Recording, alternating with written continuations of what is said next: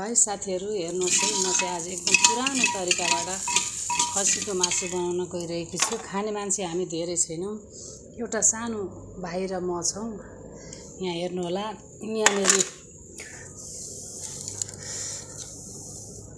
प्याज भुट्दैछु।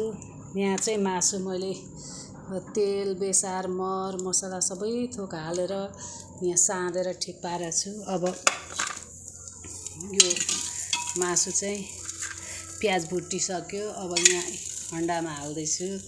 यो तरिका चाहिँ मलाई उहिले मेरी हजुरआमाले सिकाउनु भएको थियो।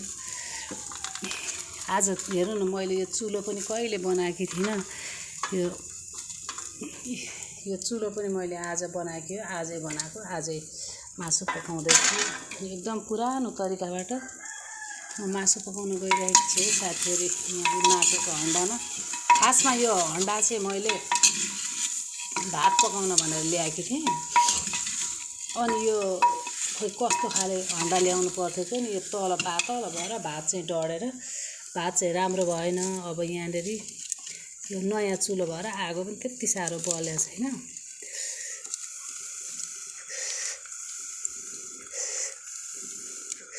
यसरी पकाउँदैछु है साथीहरू। म हेर्नु होला, यो समय वैज्ञानिक समय हो। मान्छेहरू प्रविधिमा पहुँच पुर्याउन थालेछन्। म चाहिँ हेर्नुहोस् है, 17औं शताब्दीतिर धकेलिँदैछु। हजुरहरूलाई कस्तो लाग्यो? अब यो मैले